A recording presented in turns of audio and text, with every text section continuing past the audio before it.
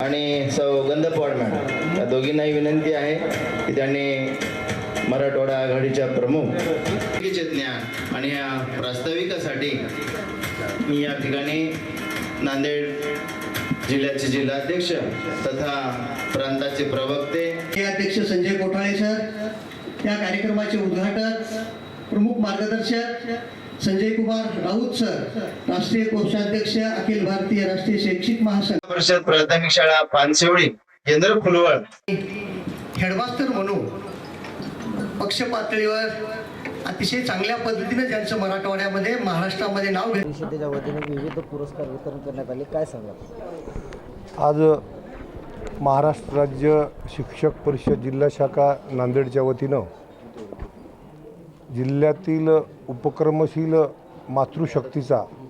भगिनींचा या ठिकाणी पुण्यश्लोक अहिल्यादेवी होळकर यांच्या त्रिशताब्दी जन्मदिनानिमित्त सन्मान सोहळा, सन्मानपत्र, शाल आणि पुष्पहार देऊन मान्यवरांच्या हस्ते जिल्हा शाखेच्या वतीने या ठिकाणी सत्कार यासाठी संपन्न झालेला आहे की ज्या शिक्षक भगिनी वाडी तांड्यावर पाड्यावर ग्रामीण भागामध्ये उद्याच्या भारताचं उज्ज्वल भविष्य घडवण्यासाठी अतिशय प्रामाणिकपणे काम करतात, त्यांचा मान सन्मान करणं, त्यांना प्रोत्साहन देणं हे आमचं आद्य कर्तव्य आहे। त्या विचारानं ही संघटना महाराष्ट्रामध्ये काम करत आहे। त्याचबरोबर आज या ठिकाणी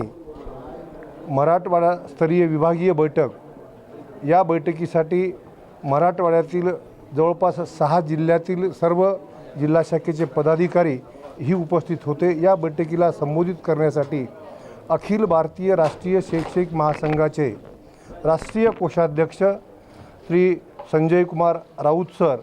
यांनी इथं येऊन आमच्या सर्व मराठवाड्यातील कार्यकर्त्यांना ज्या काही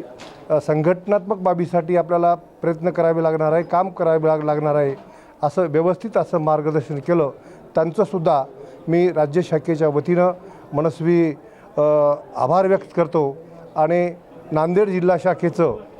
या निमित्तानं हा अतिशय सुंदर देखणा असा कार्यक्रम या ठिकाणी त्यांच्या माध्यमातून संपन्न झाला। त्यांनाही शुभेच्छा देतो, त्यांचे अभिनंदन करतो, या ठिकाणी थांबतो। धन्यवाद। मराठवाड़ा विभागीय बैठक ली है, शिक्षकों की जो अनेक मांगनियाँ हैं वो राज्य सरकार की तरफ प्रलंबित है, उसके लिए क्या प्रयास रहेगा आपका? महाराष्ट्र शिक्षण परिषद का ये कार्यक्रम बड़ा अनोखा और अनूठा कार्यक्रम आज था। इसमें शिक्षकों का ये आढ़ावा बैठक थी जिसमें हमारे जो संगठन के कार्य होते हैं उनके साथ साथ यहाँ पर एक महिलाओं का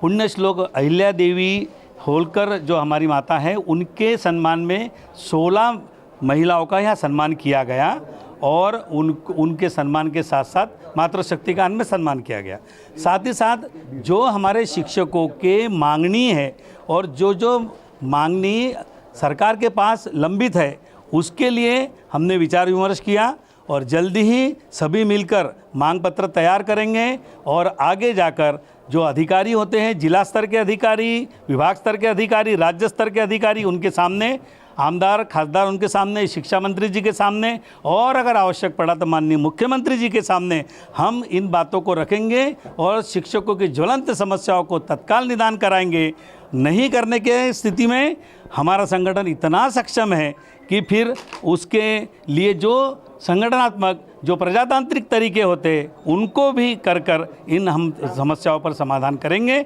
और आगे बढ़ेंगे, आगे काम करेंगे।